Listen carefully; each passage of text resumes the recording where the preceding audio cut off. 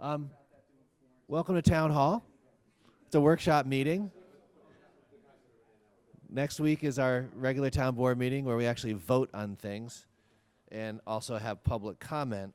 But this week is a workshop meeting where we're reviewing our agenda for next week and taking care of a couple matters and checking in with our department heads and reviewing the agenda for next week. So before we get started, I just want to have our deputy town clerk take attendance, and then we'll have the pledge, and then we have to get to work. Teresa? Welcome. This is the workshop meeting of Tuesday, May 17th, 2016. On a roll call, Councilman Troy. Councilman Divany. Councilman Valentine. Here. Councilman Matari. Here. Supervisor Stewart. Here. And I ask that everyone to please stand for the pledge. I pledge Allegiance to the flag of the United States of America and to the republic for which it stands, one nation, under God, indivisible, with liberty and justice for all. Thanks, Teresa. All right. Oh, there's Tom. Great. Now we got the whole group here. Let the record reflect that Councilman Divany has arrived. Just a couple of announcements. There's a couple of items at the top of the agenda that are for next week, just a reminder. We're having a couple of public hearings, and you'll see a lot of the resolutions in this agenda for that. We also have a quick little presentation about the Safe Turtle Crossing project, and who knows? I think the Chief Nolte mentioned that he's going to do the Lyman Awards for the police department next week as well. So we'll get that on the website. So the way we want to start tonight is to have Alta Sports. Elizabeth Kim is here and John, right? If you guys could, you came with a nice color printout of your proposal. The town, you just pass one of these down for Teresa, and it goes the other way. Here. If you would just use the podium so that the sound works. We are on television in our town board meetings. There's a camera there. There's a couple at the back of the room. And people really do kind of tune in to see what's going on. We appreciate the fact that our audience is out there somewhere. And so using the microphone helps people here in the room as well as wherever else they may be. So welcome to Town Hall. You know, we've had numerous conversations with all the town council members and with you and Elizabeth about your concept for what we have called Lot 1 or Parcel 1, which is a piece of land that's the town owns, that's formerly a part of the Rockland Hospital campus, which is located at the intersection of Old Orangeburg Road and Orangeburg Road, close to the Lake Tapan and overlooking Lake Tapan. And I just wanted to just say as background that we've had a lot of conversations. We've also had an appraisal, 2 appraisals actually of that land.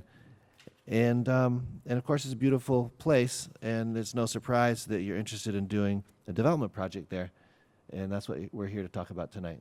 So you have the floor. Thank you, and thank you for the introduction. Thank all you for having us in tonight and listening to our presentation. My name's John Alimo. I'm a guy born in Blauvelt, New York, grew up there, went to Tappan Zee High School, graduated in '05. Went to Vassar College, graduated in '09, and majored in history there. 5 days after I graduated from high school, I came home and started working with the New York Sharks swim team. It's the swim team that I grew up on, training for and swimming for since I was 9 years old. It used to be called the Orangetown Sharks. It was a town and rec program that went private in 2003. Been with the Sharks for a long time, working with community kids for a long time, getting them college scholarships, getting them into schools that they want to get into, helping them, make their dreams come true. We started working 3 years ago on this project, and we're really proud of the scope of the project and what it's become, and we're excited to hopefully see it come to fruition. Our plans for the lot, we have a plan for 13.8 acres if we subdivide the lot, and we have an option for a 20.8 acre of development. The development would be an aquatic center. The aquatic center would have a 50-meter by 25-yard pool that was capable of hosting local competitions all the way up to national competitions, and including, in addition to the 50-meter pool, we'll have a warm body pool for children and seniors, as well as a therapy pool. We'll also have a field house where we'll have an indoor track for training and competitions, which you can't find that in Rockland County. You have to go all the way to RCC, or you have to go all the way to the New York City Armory 4. So this will be one of the ones in this area, and it would bring a lot of people to this area. The indoor track for training and competitions, and a multi-purpose indoor field for indoor sports, lacrosse, soccer, field hockey, you name it. There'll be a comprehensive fitness center that everyone can use. We'll have it open to membership. We'll have a discount for residents, obviously, and other ancillary businesses, food and beverage operations, retail, a youth tutoring center, and we'll have courts that are used for volleyball and basketball, and that space will be converted for senior centers and for senior meetings and events. Benefits for the town: greater tax revenues from property taxes, sales taxes, hotel occupancy taxes. Metropolitan Swimming Incorporated, the regional governing body of USA Swimming for this region, estimates that swim meets alone at OSC, the Orangetown Sports Complex, will bring in estimated $346,000 in combined sales and hotel occupancy taxes for the county annually.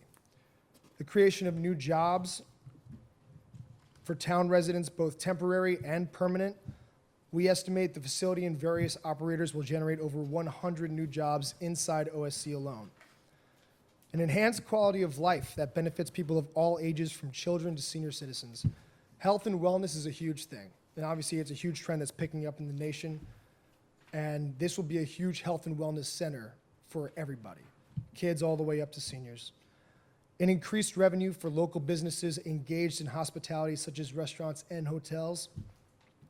Metro Swimming again estimates that swim meets alone at OSC will create an annual revenue of $3.86 million for the town's hotel operators. Our team, our operational experience, Edgar Perez, I'm not sure, there he is. Edgar Perez is the head coach of New York Sharks, owns and operates it.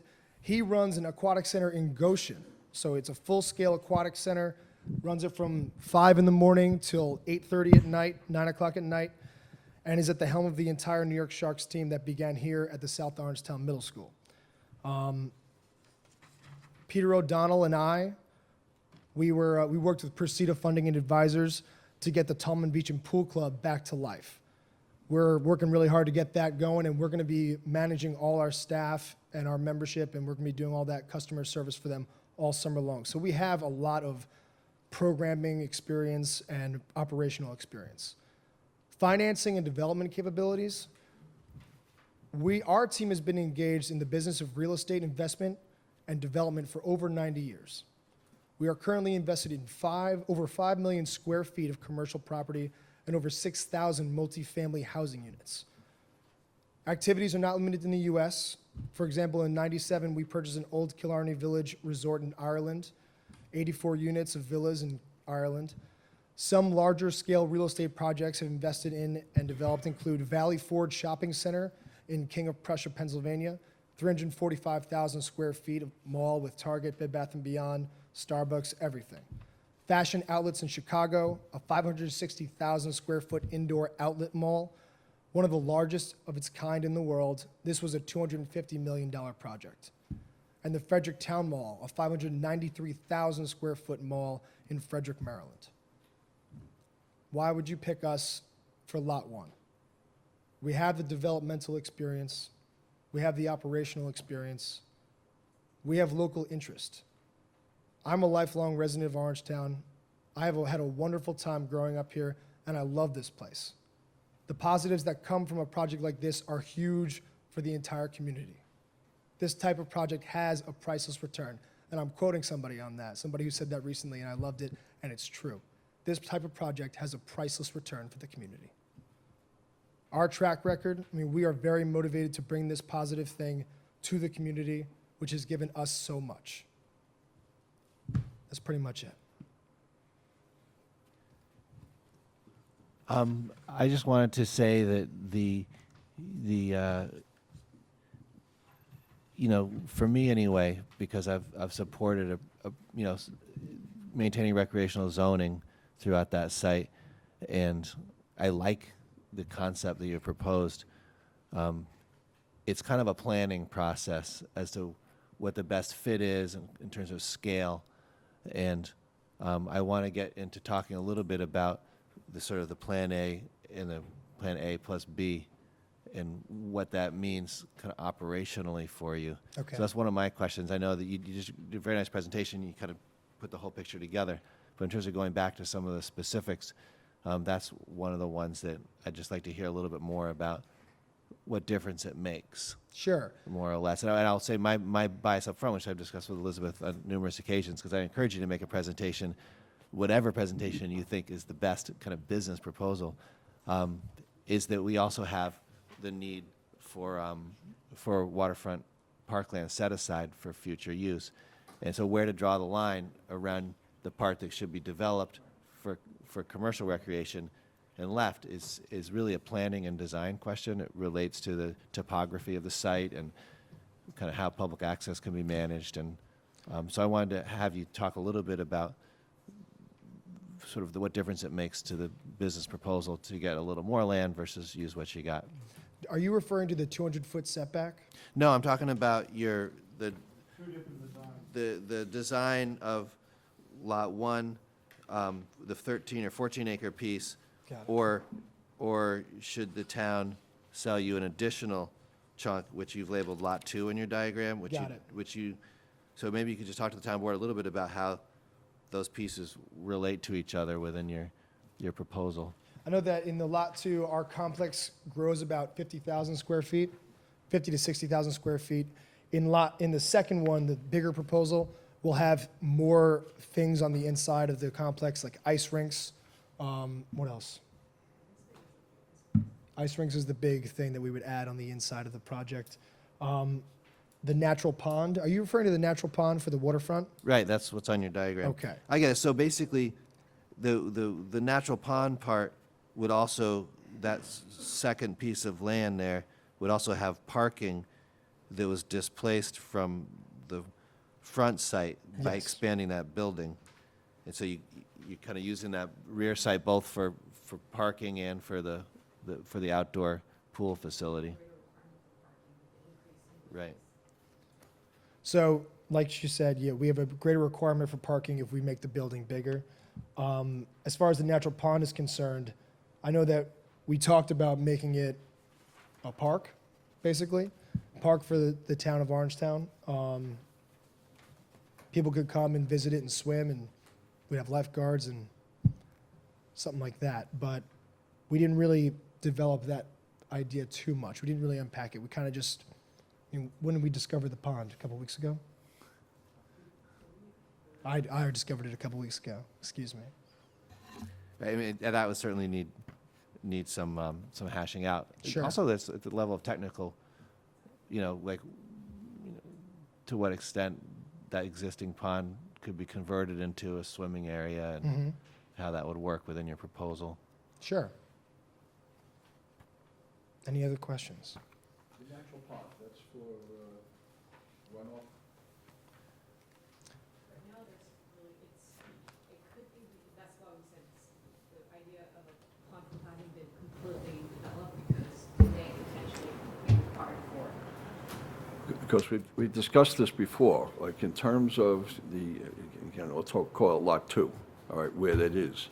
I believe there's wetlands in there, and obviously you got a pond there. I thought there was, because if you have the parking. In the back.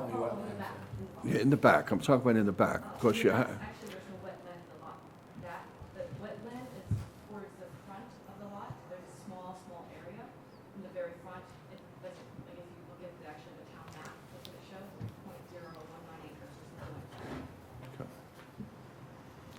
I don't know, that's something that has to be looked at, because I know it was looked at when we were talking about Stedge going back years ago, So, I don't know. Could you just tell me, I mean, I don't know, this is a conceptual plan, the challenge is to look at and read it, but remember that it's not necessarily based on surveys or engineering or anything like that. But do you have a sense of where drainage facilities would go on this property, or is it just too early to say anything about that? The question was about drainage facilities. Hi, John McAuliffe from H2M Architects and Engineers. Go to Mike.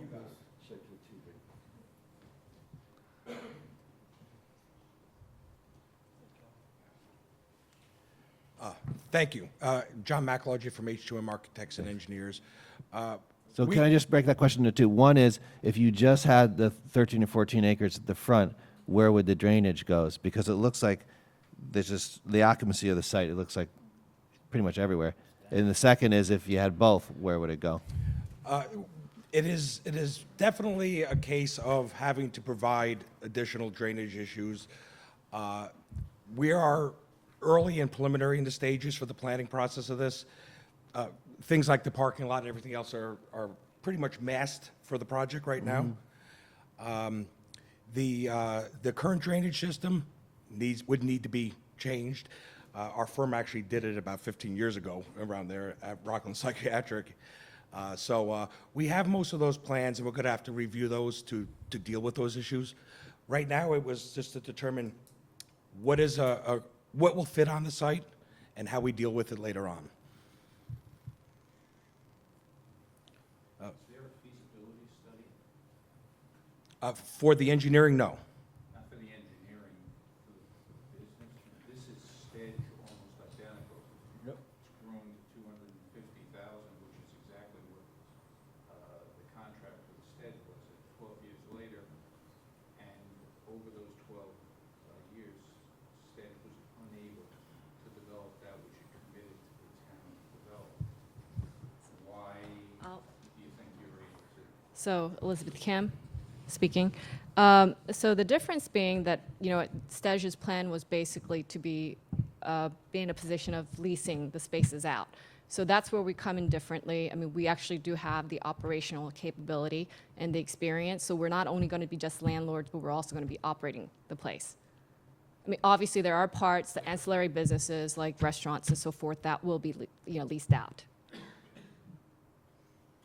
Going back to the comparison with Stage, my own feeling, and I told you this, I would prefer 200,000, not the 250,000. To me, Okay. I was the guy here with Stage. I still have scars from Stage. It's something I wanted to see happen, and it just never happened. And that's, The thing is just very, very big. and we can, yes. And I'd still like to see two useful fields, whatever, rather than expanding it to the 250,000 square feet. Even though the idea you have with the 250,000 in terms of, okay, there's definitely need, for some of those are there, and I just don't know the economic feasibility as you keep getting bigger and bigger and bigger. Yeah, and that's what, we proposed. We said, we can do the 200,000. So we're not saying that we have to do the 250. We were comfortable with either or situation. What will definitely be there? What will definitely be under. Because you have an ice house and you have Yes. a number of items in here. What's definitely? And that's, okay, so on the 200,000, we will definitely have the aquatic center. All right. And then we will have the indoor track and field house. There'll be sports courts. There will be a rowing tank. There will be a fitness center. And the rest ancillary areas, or areas for ancillary businesses. So the ice house is the piece that's Yes, that will be left out. out. The Yes. volleyball and basketball, is that in or out? Yes, that'll be in. All right. And of course, that whole pond pool thing. Yeah, that'll be out too. Yeah. I guess the question is, going back to what John raised, is that they propose this huge project.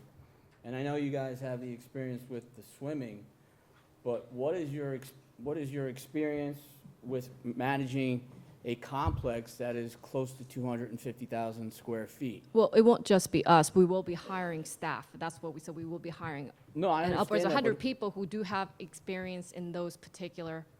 but as far areas. as managing the whole project, Yes, and that's what I'm saying. We will be hiring people who have worked for places like Chelsea Piers.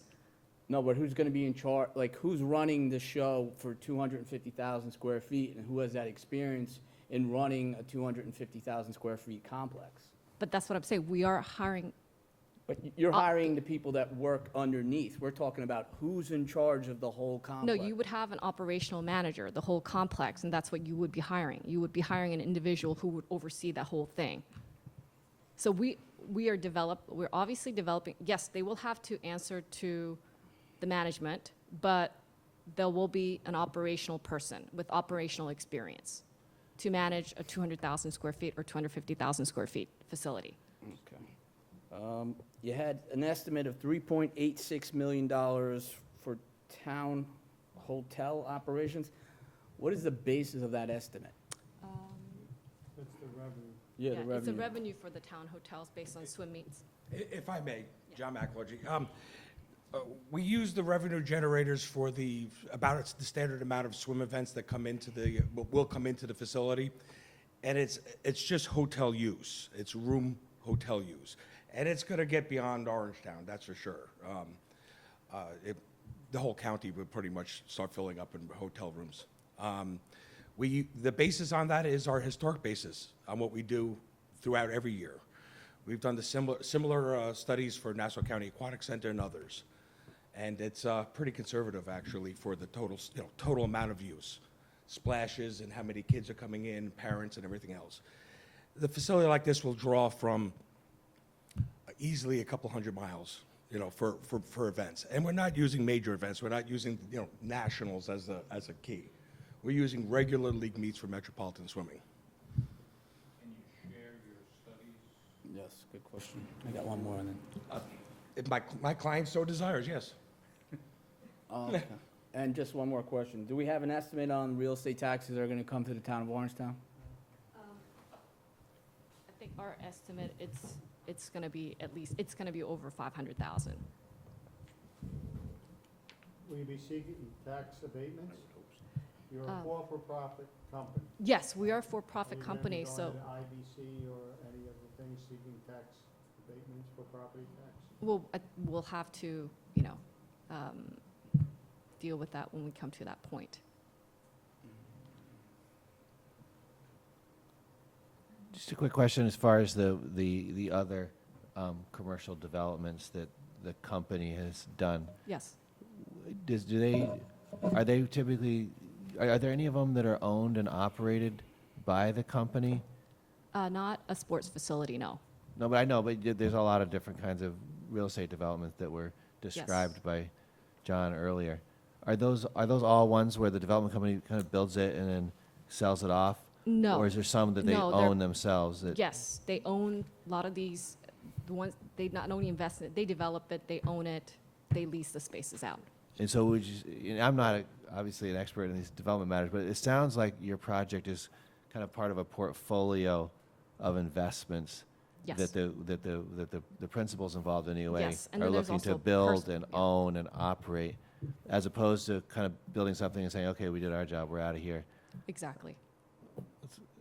Huh. Oh, I got a question for you. You have a copy of the appraisal? I'm gonna get it for you Yeah. in the back. Because I guess part of it has to do with price, because I can't remember whether the appraisal, is it based on recreation, or is it based on commercial? Because this seems like a commercial project to me, not a residential project. It's not residential, that's for sure. But Yeah, the I gue- appraisal. I guess what, my question is, what is that?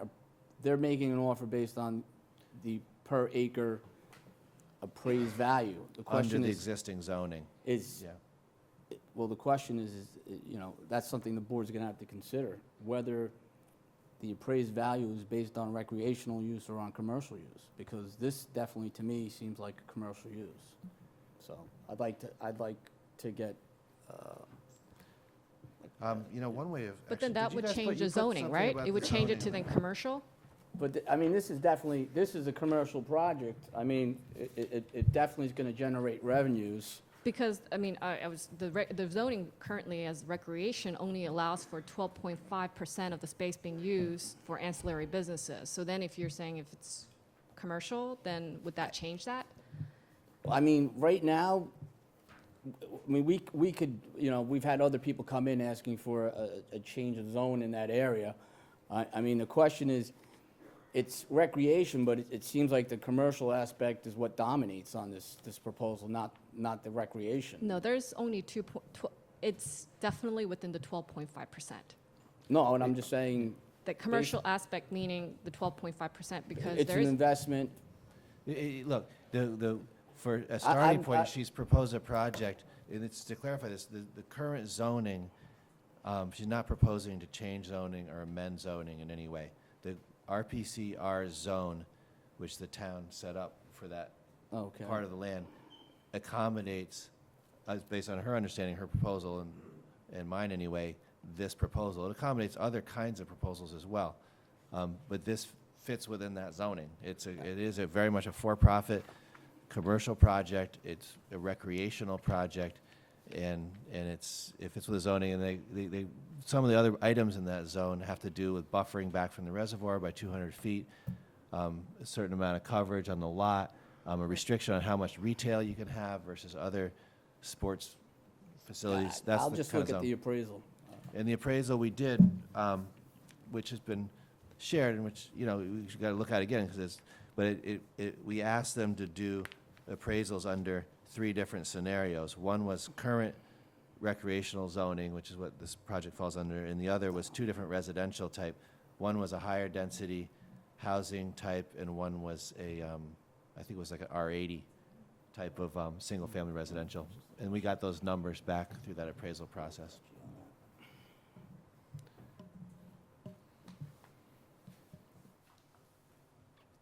Any other questions? Seems very interesting. Yeah. Seems like a very interesting project. Thank you. thank you. I guess, can I just, in terms of the studies that you're talking about that would be interesting to see, in terms of the economic impact, Absolutely. but also, you know, what, if there's been, did you decide to hire an independent kind of market feasibility study of any kind? Because I know that often developers do that, and they say, okay, before we spend our millions, Yeah. we're gonna have these guys over here.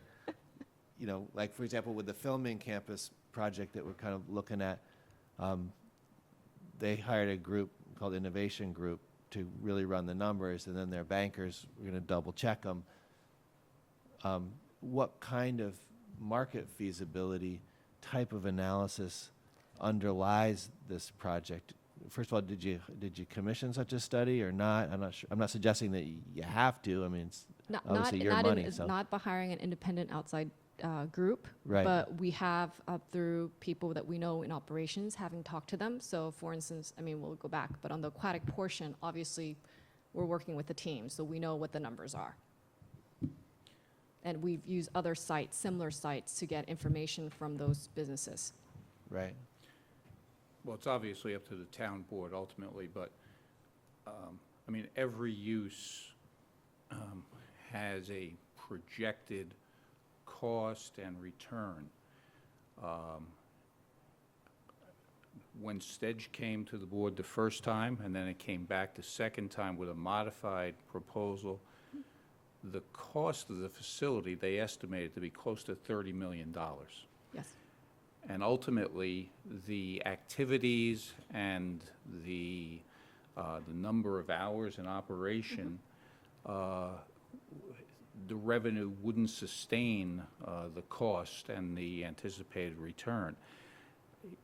Surely, something of this magnitude, you have to have those numbers. You have to know what the individual components are likely to generate, what your debt service is going to be. Because I think the last thing the town wants is another 12 years of a site that's been sold and devoted to a use that never materializes.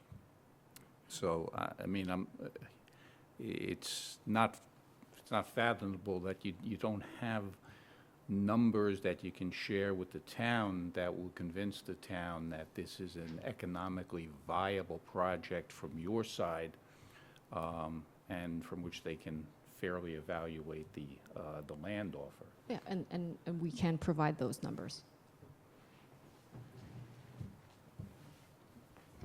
It seems like, from speaking, that your strength is in the aquatic center. I'd like to know, I guess, the calling for the field house and for everything else that goes with it. You know, ice hockey is one thing, and I know that a lot of people play it, and there's a call for an ice hockey rink around here, but if we cut that out of this, that's not gonna be there. So, I guess filling the field house will be an issue. No, You know, it won't be an issue. It won't be, okay. Yeah. The ice, It's like it's expensive. the ice hockey is the highest cost to maintain, just in terms of the ice and electricity and whatever else. It's just, you know, it's been problematic for anybody who's had ice arenas in the lower Hudson Valley area, so. And that's, a matter of fact, that was one of the problems with Stedge. Like, they were going for 3 rinks originally, you know, and then it changed as it going along the line, but that was one of the problems they had in terms of making their numbers. Could I just continue this for another minute? This, I mean, it's unfortunate. The project is somewhat haunted by the whole Stedge thing, and I don't know that the Stedge is really even a comparison to make. It changed form, and who knows whether they had the management capability to pull it off. So, well, one question is, you know, what kind of imperative is your group under to get the project up and running in a reasonable time frame? You know, the Stedge didn't have a deadline, and that was sort of a burden on the town after a while. Nobody, Right. I guess, was worried. Okay, sorry. Couldn't meet, it's just that the contract didn't provide a penalty beyond the $250,000 Right. that enforced that. So what sort of, what is the imperative to build, like if we were to sell you the land, We would start the process right away. Once we get the land, we would start the process right away. I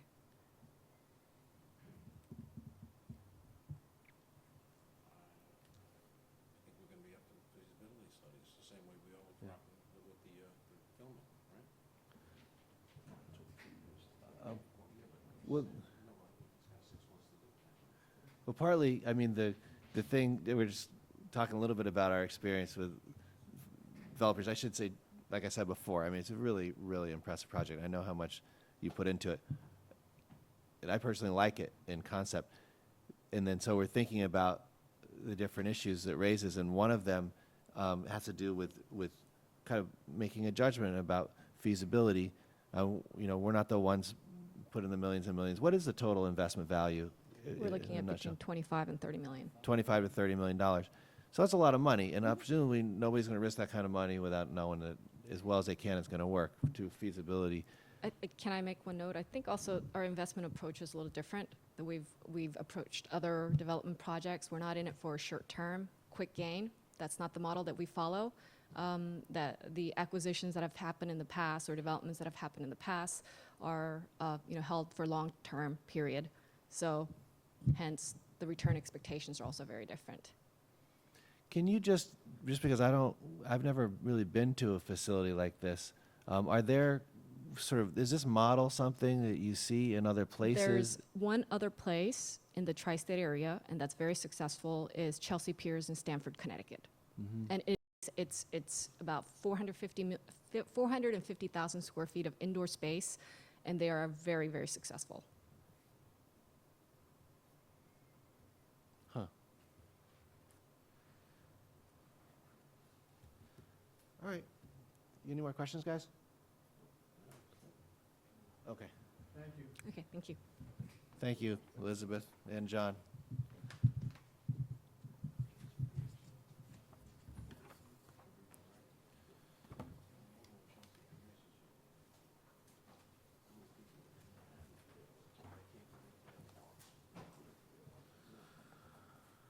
All right, now where does that leave us? Alta.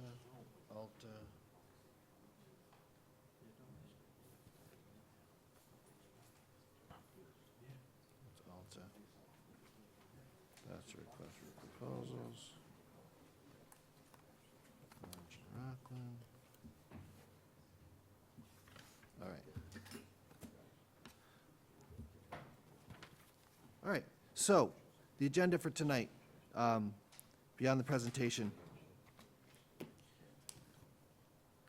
Unless the town board wants to talk more about the Alto proposal, are you guys all right with that for now? Kind of mull it over a little bit.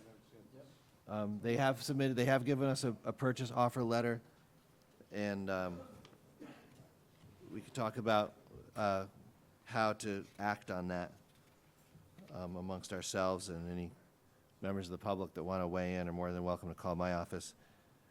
The first bunch of items here relate to the public hearings that are scheduled.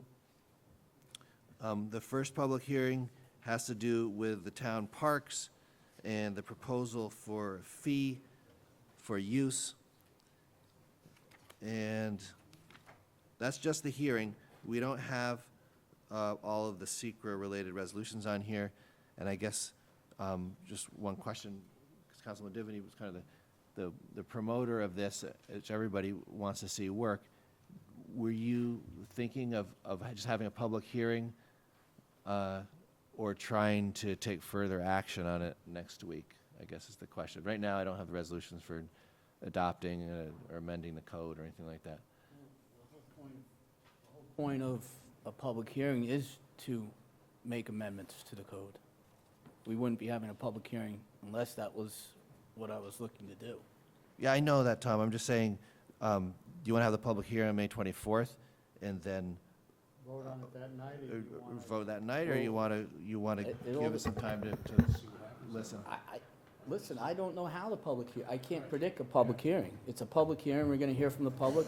We may be ready to vote, we may not be able to vote. Andy, we've had different resolutions that have lasted months. Sure. You know, so I wouldn't be that concerned about it. I'm going to see how this plays out, you know, on the 24th. The feedback that I get, people want something done with the parks related to resident versus non-resident. You know, and then when you get down to it, you know, in terms of what Tom is trying to do legally, all right, versus some other communities, all right, then we'll see how the public takes that in terms of, you know, hey, it's my park, I don't want to pay anything. You know, it's up to us to articulate why it's important that you do that. So we'll see how it goes. And there no doubt will be really great comments and questions. And one of a couple of items that I think probably a lot of people want to clarify is what is the cost? And also, we have a memo we circulated around from Eric Gordon. Yeah, I because appreciate asked him Eric to putting see- that together. Thank you very To much. kind of tell us a little bit about if we, in terms of implementing a policy of checking and receiving fees at Veterans Park anyway, and then enhanced rangering around the rest of the parks. So we have some more information related to that, which the town board has received, and any considerations related to the question of town residents who may have friends visiting and how they're treated within the park system. Those are questions which I think, you know, we're gonna have to in there. address in some way. It's in there. Oh, so you got a revision that addresses that? That Okay. was, it was sent, yeah, it was sent to you. Great. Yeah, I will. Maybe you should look at it. I always read everything, it's just that there's been multiple versions, Oh, that- probably 4 at this point, which is appreciated. So Oh. I'm just wondering whether you sense that you have a finished product or not. We're having, you know, it's a work in progress, but let's see what the citizens have to say. Absolutely. Okay, so moving on to item number 4, or rather number 3, this is the competitive bidding and procurement local law. John, do you just want to say a word about the implications of that? I know that it's just to improve the efficiency and effectiveness of getting the right price, but. The town some additional options with respect to procurement rather than necessarily the lowest responsible bid pursuant to a process that we initiate. It allows for piggybacking onto other county, state, and other municipal contracts, and even for a period of time, because I think there's a sunset provision out-of-state contracts, and it allows the town to follow a best value process as well. So it's a deficiency in our present procurement policy that the law allows us to supplement and follow when you decide. All right. Seems like a good idea. Number 4, any questions about that? Nope.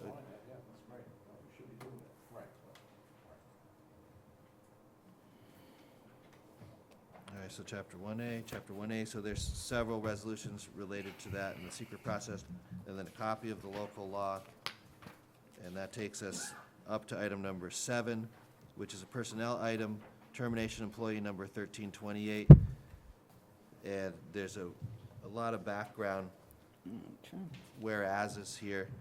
And the town board is well aware of the situation of an employee who will never being able to fully perform the duties of the position, so we kind of be moved through this system towards termination and retirement. This is a resolution which could be taken off depending upon certain events this week.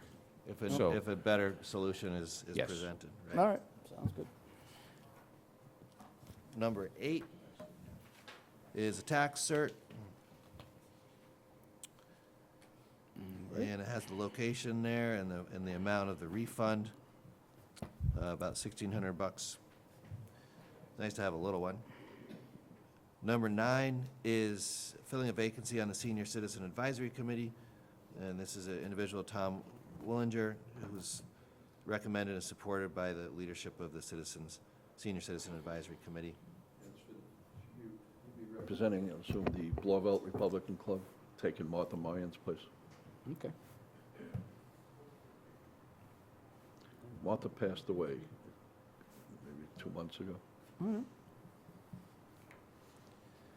Number 10 is the reappointment of Bill Beckman onto the Sanitation Commission, which he has agreed to and enjoys that participation, and so that's putting him back on there. His term was up, and Skip Pizzetti is the chair. Number 11 is the cell tower lease that Teresa Kenny has been working on with the increases in revenues for the town. All right. Number 12, and we have a bunch of Approve summer a- event support resolutions. So there's the Greek Festival, there's the Memorial Day activities, there's the Pearl River Carnival fundraiser for July 4th, the fireworks in July, which aggregates various department support, so that's a big project. We appreciate all the work that the parks and the highway and the police do to help things work right, to support these events. Number 16 is also, it's craft fair. Number 17 is car show. Soapbox Derby is Got 18. your soapbox derby, Rockland County Pride, use the showmobile. All right, that's about it. Let's see, that's all the events, it looks like. Number 20 is awarding a bid for mowing and the maintenance of town-owned properties to Custom Garden. And I'll just ask Eric, if you don't mind, if the town board has any questions related to this one, and also the HVAC bid for Town Hall. That's kind of your domain there. 12,130. The town-owned properties is Rockland Psych Center. We've used a contractor pretty much since the town purchased the property however many years ago. At one time, it was significantly higher, but we kind of downgraded the maintenance level a few years ago. I think we took it down from about 40,000 a year to about where it is now. Right. We did have 3 bids this year. I mean, it was, so we did actually have some Mow it so it looks competitions good going on. enough. Yeah. They do all right. They've had the contract the last couple of years. They keep it under control, which is really all we're looking for. Do they report at all when they see vandalism or people who pry open the door? I wonder if they might be a helpful extra It would- eyes and ears on It that. would probably help to have another set of eyes over there at Yeah, this point. So, 'cause I know yeah, you've had some I think they'd be break-ins. willing to do that. I can talk to them about that. So How many times, roughly speaking, do they actually have to go over there during the summer? Is it? my staff or the contractor this mowing? landscaper. We look to have them mow usually once or twice a month is all we're looking for to keep it under control. Right, so they might during be the, over during the there peak half of the a dozen summer, times or something. if we have a really dry summer, once a month might do it because it starts to dry out. But kind of the beginning. Maybe you and the could just end, tell them to be on the lookout, because Yeah. sounds like there's Yep. been a lot of illegal activity. we go through pretty regularly as well, and unfortunately find what we find. So Right. Number 21 is the heating and air conditioning bid. We got those bids back, right? we received bids a couple weeks ago, but there was a bit of an issue with the distribution, and Siemens didn't receive a packet, unfortunately, so they weren't able to bid.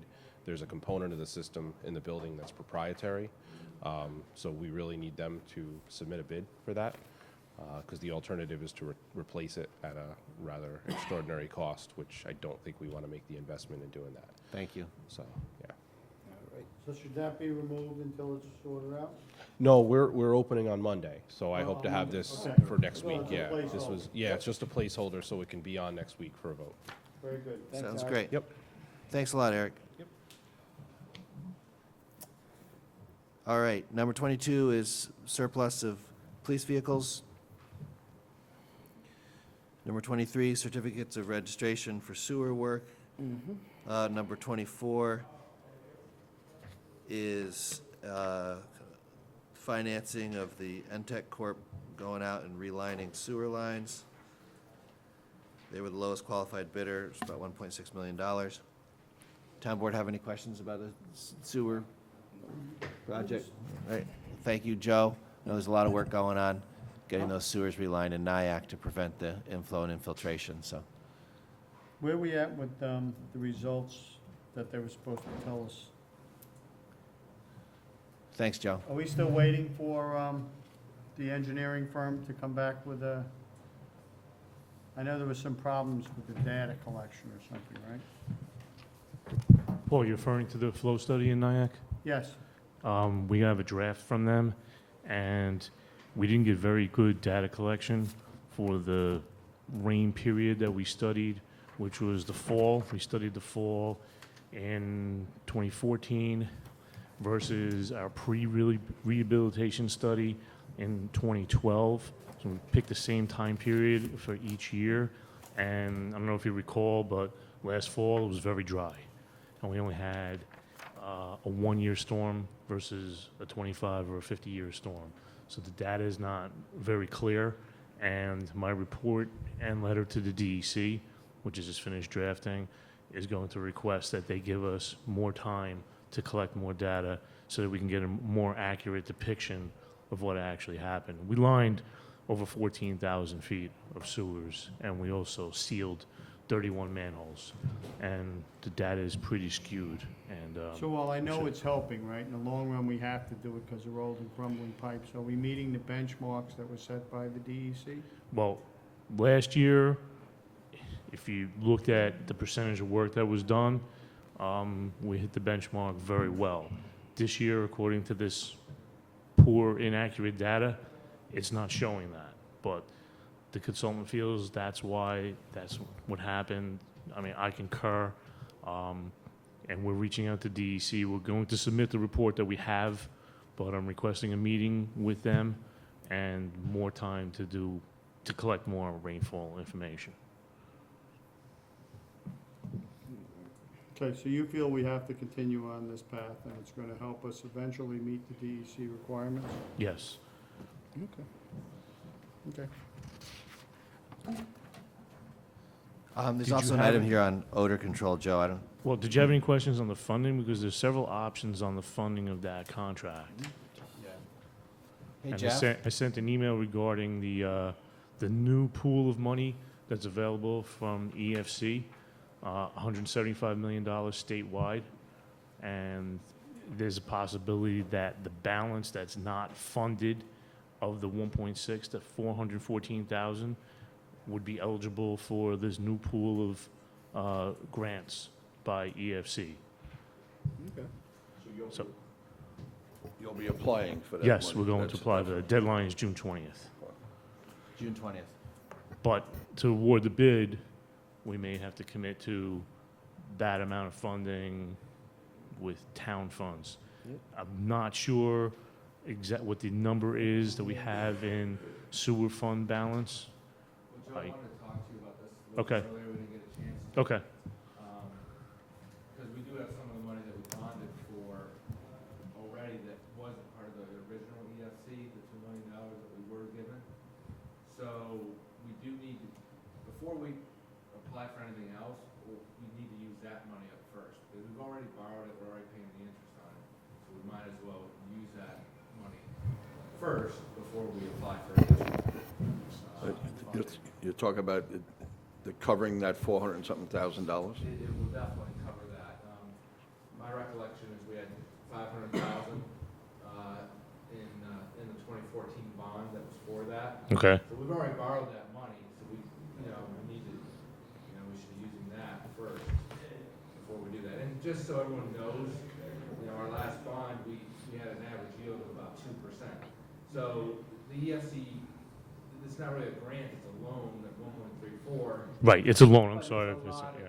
a lot of paperwork, and it's, for a small amount of money, I don't know that it necessarily makes sense to go through that. If it's a $2 million thing, it makes sense, but for a $500,000 project, we're probably better off just bonding for it rather than going through the whole EFC process.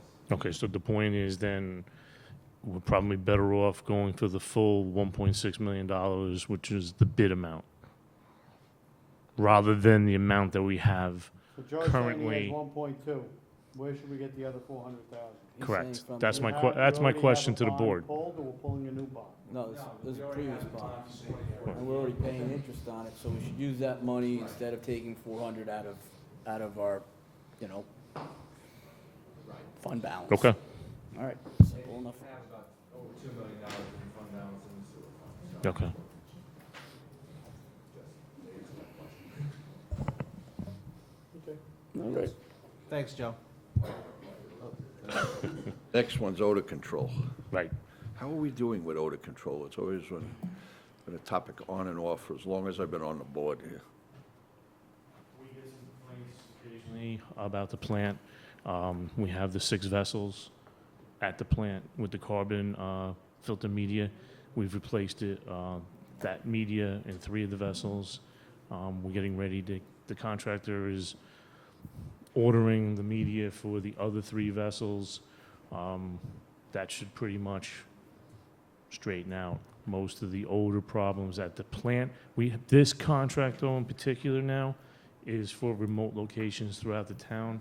There is one location in Orangeburg that traditionally has had problems, and we're going to try to alleviate that the best we can with this contract. Now, one thing about this contract is we wrote in there that we have the option to suspend it and reinstate it if we want, with the provision that we will pay for at least 3 months at a time. Because what happened previously was December, January, February, the very cold months, we really don't need any odor control at these locations. So we can do that again.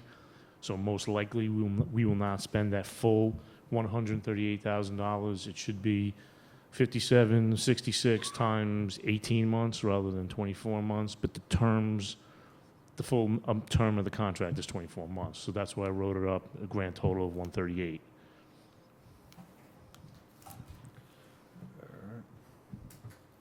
Which is, by the way, $1,100 a month cheaper than the previous contract.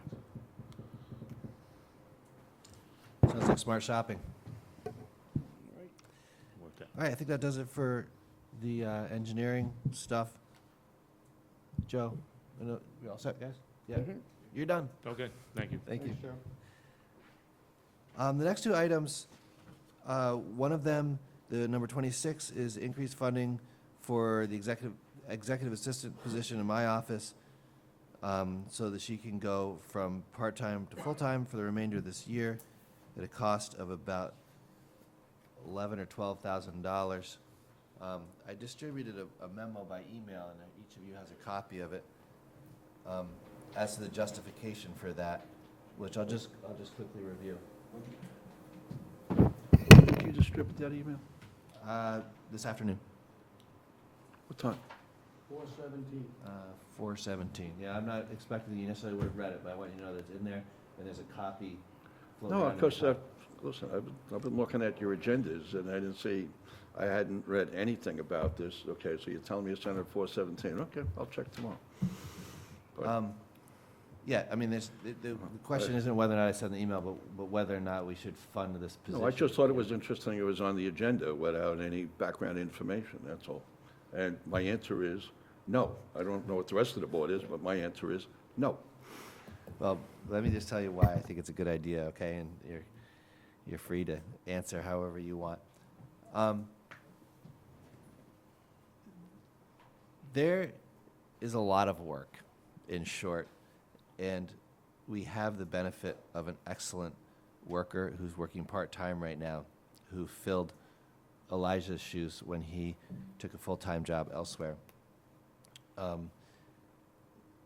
incremental cost for the rest of 2016 is I forget, it's $11,000, $12,000, something like that.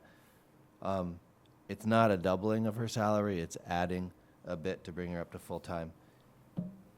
The value, as I see it, is that we're generating a tremendous amount of work in response to real community need. And we have to do policy research, especially as it relates to code review. You know, we're still not finished with the benzene, toluene, xylene question. The question of the Airbnbs isn't sorted out. You know, we get community input all the time for work, and it can be overwhelming.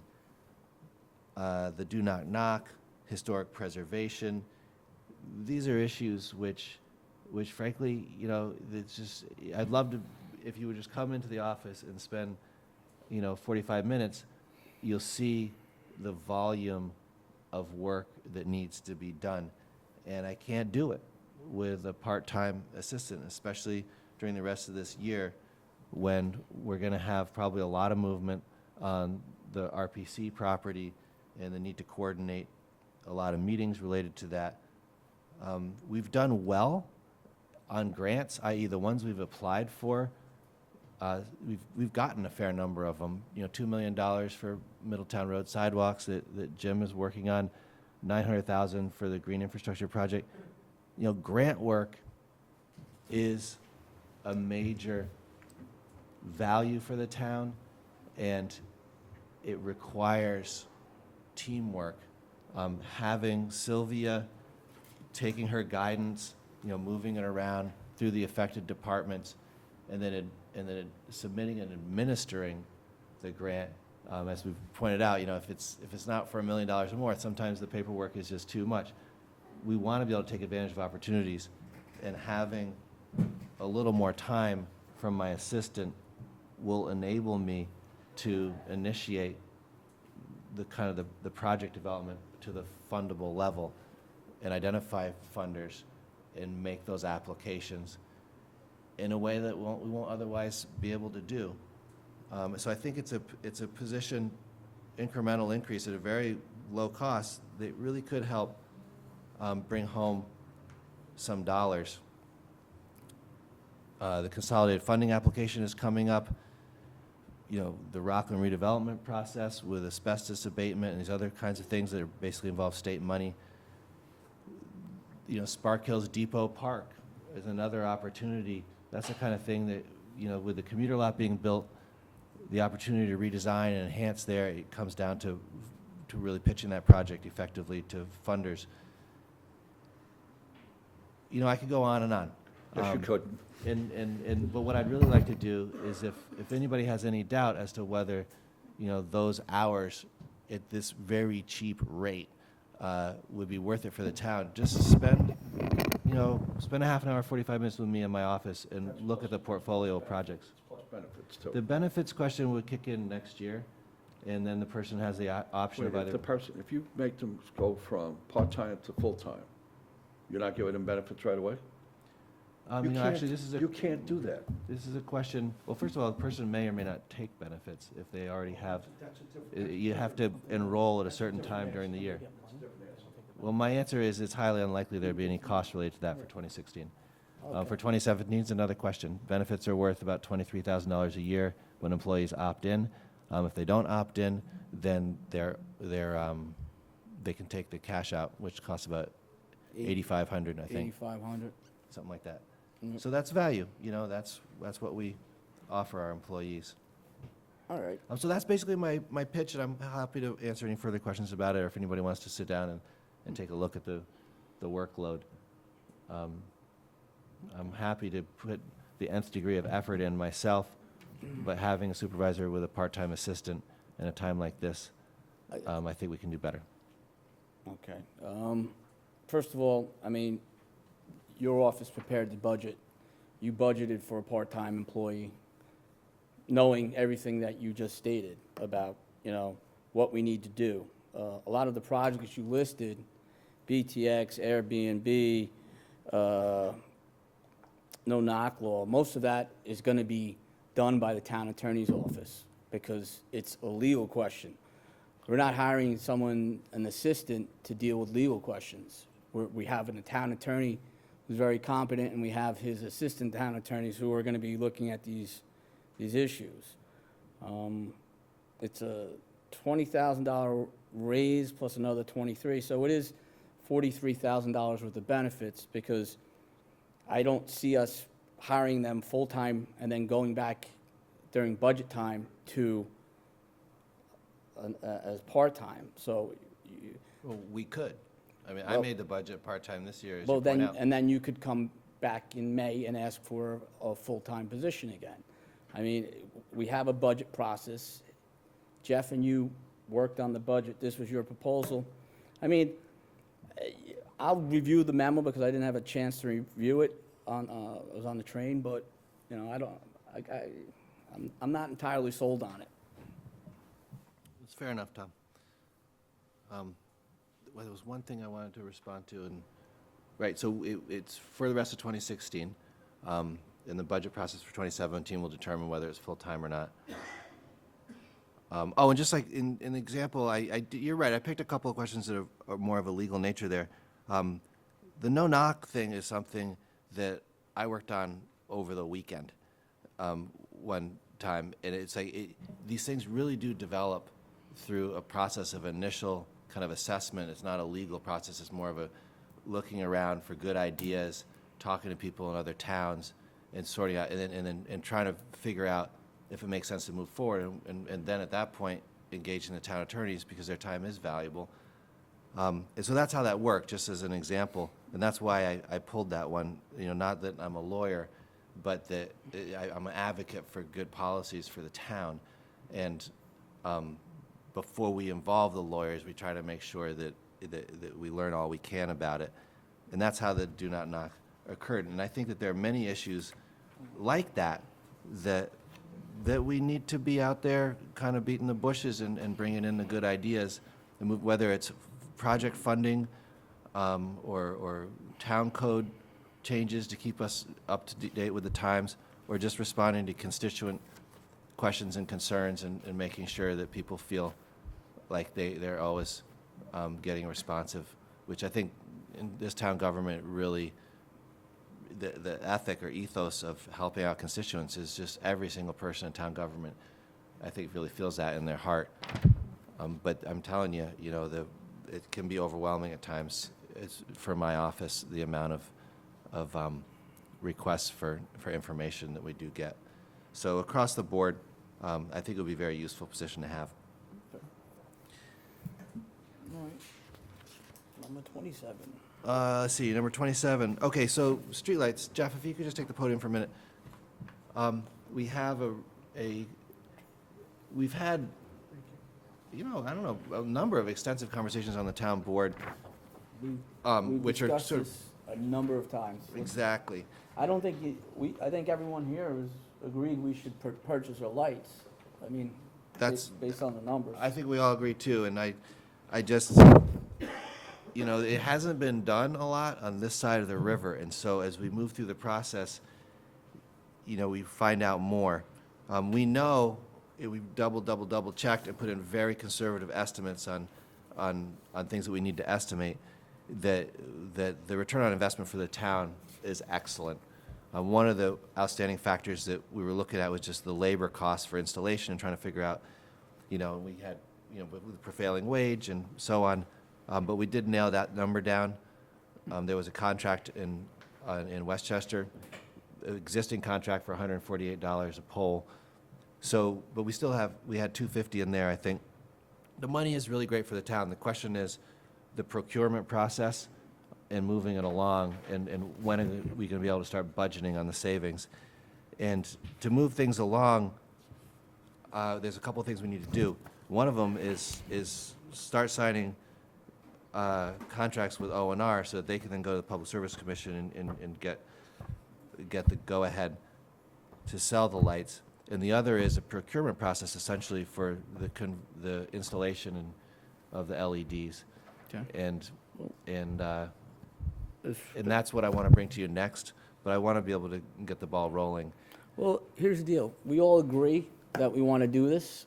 As soon as John Edwards signs off on the agreement for the purchase, the operating agreement, and the general lease and settlement agreement, you know, Absolutely. so.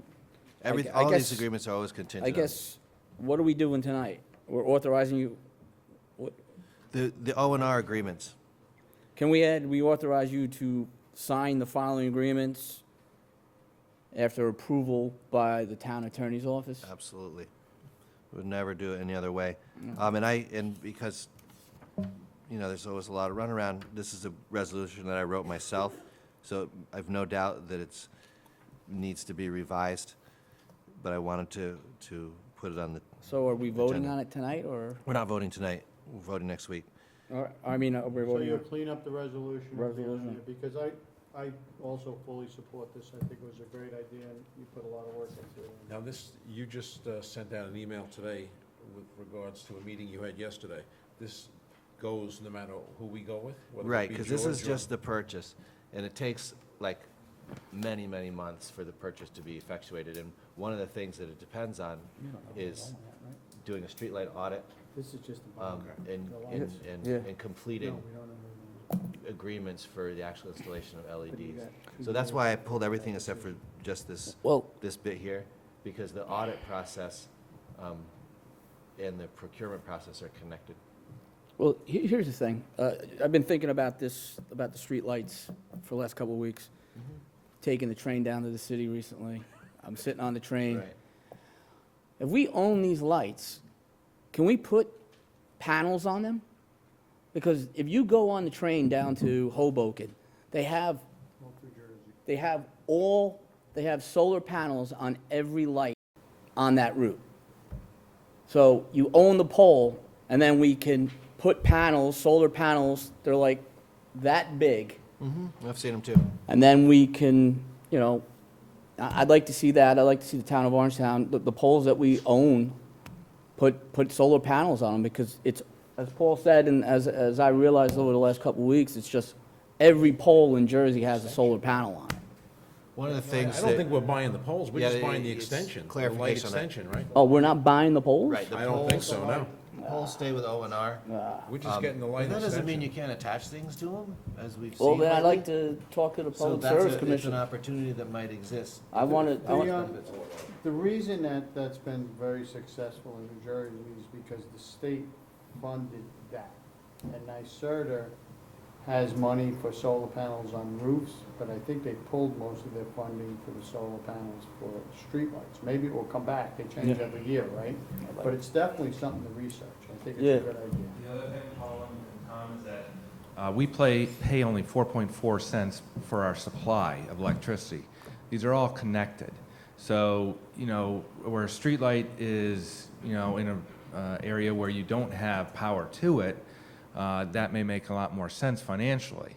But in terms of where it's already connected and we have pay such a low rate, it's very unlikely to, you know, Well, if you had produce enough any panels- savings for the, Couldn't you sell back to the grid if you had enough panels and you generated enough electricity? you can do net metering, but the problem with attaching it to the poles is you have we looked at solar, you know, big solar installation on Yep. top of the roof here, and the best that they could do is 8 or 9 cents. If you're talking about individual panels and having brackets on each pole, there's no way that you're gonna get down to, you know, the level needed to make it cost effective. All right. Well, right now, You're we're just still paying a talking delivery about. charge. Yeah, if I can go through this real quickly. Certainly, as you all said, the savings are certainly there. You know, the biggest savings is on the delivery costs. And you see inside the chart there, well, one, we would buy the lights for a total purchase price of $401,000, but our annual delivery costs right now are about $471,000. When we switch over to SC6 and we own the lights, our cost drops to $116,000. So right off the bat, we save $354,000 a year just on the delivery cost. Now we convert over to LEDs, you see our supply cost, which again is at a very low rate right now, is about $70,000.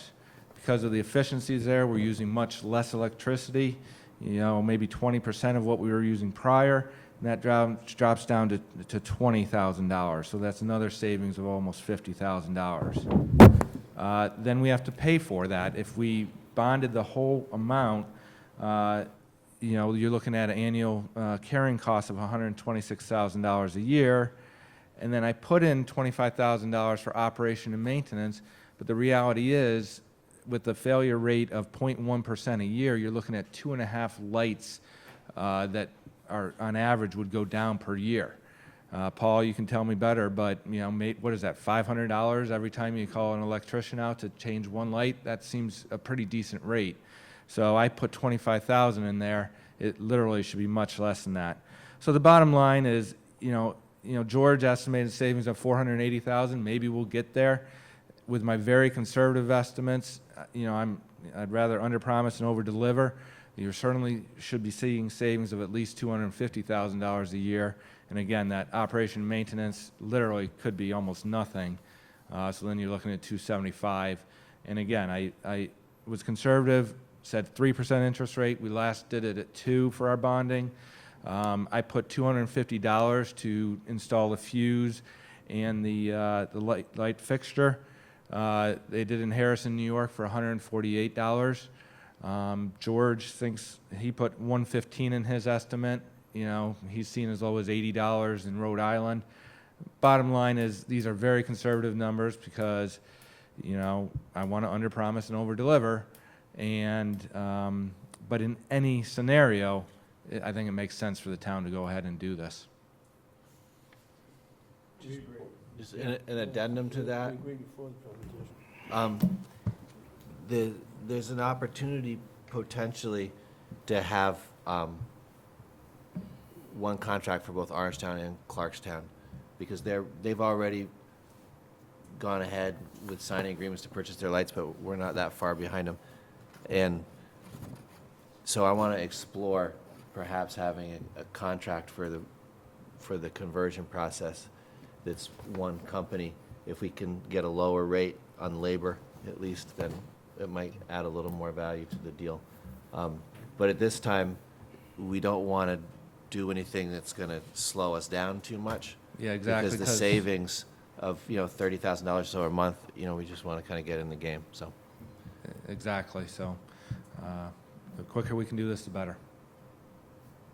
So you're going to see more resolutions on this coming up soon. We're looking at an agreement with the New York Power Authority and assessing that in comparison to another way of doing it, financing options, and we're off to the races. Thank you, Jeff.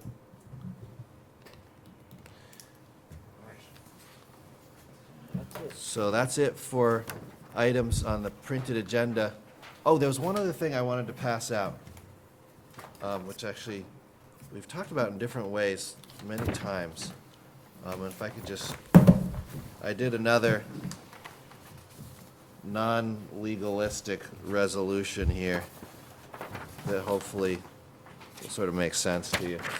But this has to do with the need to Josh, we talked about Benson, Tommy, and Xylene earlier. The issues in the town related to updating town code and handling the need to, in various ways, kind of preserve and protect the quality of life here is what we're all about. It feels to me like we should have, as we've talked about a number of times, related to the Anello Tech and things like that, outside, like independent consultants working on some of these things to move the process along. It's something I've discussed with John and with Rob Magrino and others. And so I just want to put it on the table as far as kind of scoping and distributing a request for proposals to get a legal kind of / engineering planning consultant.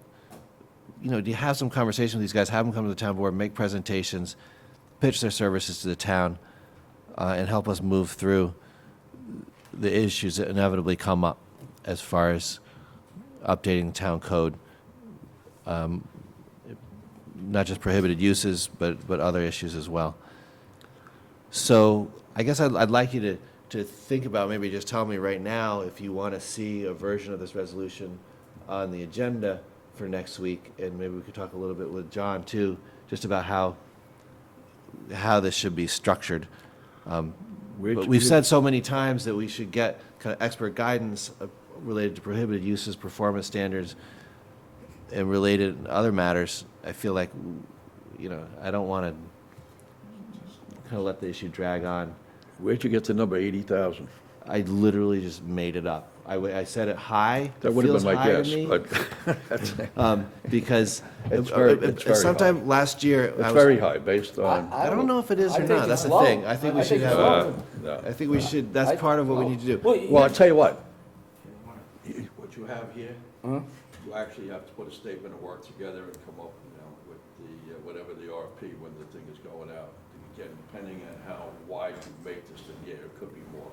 I get that, but I don't the think, thing is, you gotta be smart in terms of Well- what you're sending out. we gotta say what we want, and we send it out. We're not gonna tell them, they're gonna tell us what they're gonna charge us. We're not gonna, So you're maybe- bidding against yourself by putting a number in there. And I don't think you should. So I Is it- think it's is a it good I think idea to it's gonna be send high. out an RFP Let's asking see what someone comes to back. review our codes and to see how about bringing them up and maybe thinking about some of the other codes like in Montvale, if we can incorporate them over here to protect the residents. But I don't think we should put a You number put on the it. cap I think after the we fact. should, Is it like an hourly service question then? It's basically like retaining a No, it's group? gonna be, these are the scope of services, we're gonna charge you a contract price. You don't put the cap beforehand, you don't. You don't.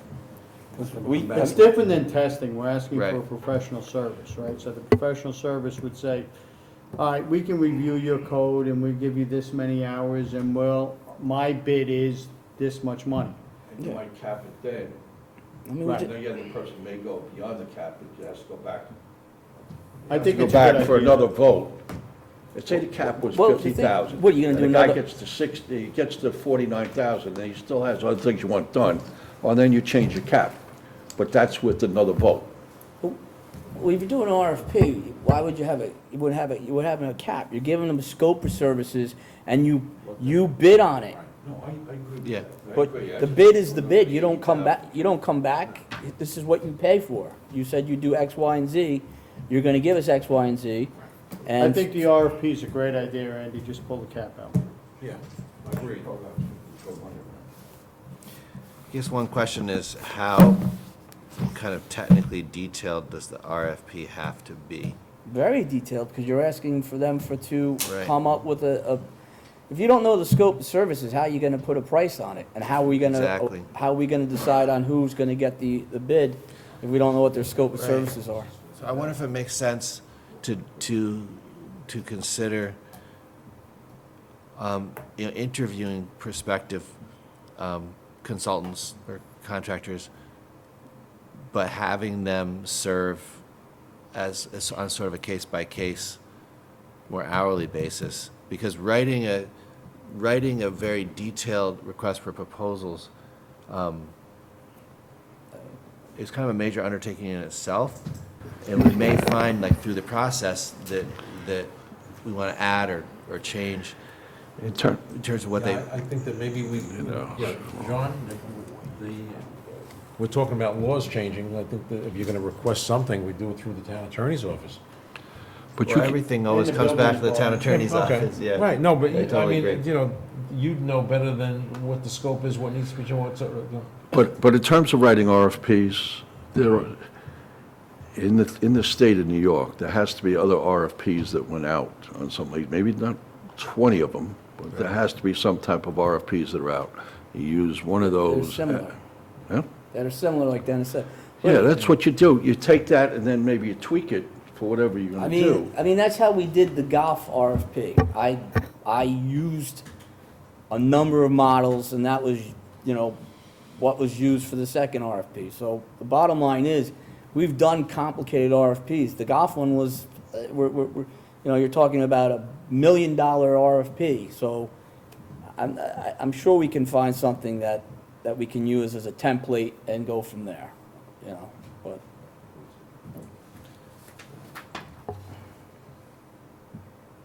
All right, so, Why don't we just, we don't even need to do this resolution. I'm telling you and the rest of the board is, we want you to do an RFP. We don't even need to authorize you to draft, we just need you to do it. It's true, because there's no money in it. There's nothing, We're just testing the waters. yeah, let's draft the RFP. We don't need to do an authorization. And I think you're gonna, that's, like you said, it's not gonna be a 1, 2, 3 RFP. You're gonna have to, your office or maybe your part-time assistant is gonna have to do some research on this to talk to the town attorney's office and the building department, because they're gonna have some input if we're changing building code. You know, and John G. is a pretty knowledgeable guy, as so is John Edwards. Well, especially zoning code. Quite honestly, they're gonna have to talk to Eric too. Zoning code, performance standards, those are big things. I mean, especially since, we're the only town in the county that has performance standards. Correct me if I'm wrong, John. that's ours. not true. Who else has them? I think Clarkstown does. Really? I mean, they Yeah, have they do. they have a department that evaluates the matters that are covered by our performance standards, But we actually have them. We do have them. Yeah, I could double check that. These are big You can items. look at the whole town code, or you can look at the zone code, or you can look at, specific areas. Part of the problem that we identified with the performance standards was other aspects of the zoning code were implicated, definitions and the like. But that's different than looking at the entire town code. Not that the entire town code, every couple of decades, doesn't require some review. But most of the items you're identifying here relate to zoning. Zoning. Thing. It is zoning. You're really looking at the Mostly zoning. zoning. Yep. All right. But we like the concept. I like the concept and I support it. All right, well, I'll see what I can do with the limited resources I have. Anything else? No. Motion to adjourn. Do I have a second for that? Do you have any, all in favor, say aye. The ayes have it, thank you very much, drive home safe. Oh, I'm sorry. There's one other item that Jeff had. Jeff, I don't know if you want, for next week, the new agreement with Sukasa, if we do Oh, that. yeah. Yeah, all right, they have an additional grant, so we would just be doing the same thing we're doing now. We get an additional $5,000 for being the financial administrator for it, because, again, Ramapo can't apply for federal grants, and we can, so we're. There. Okay. Individual copies of the revised contract for the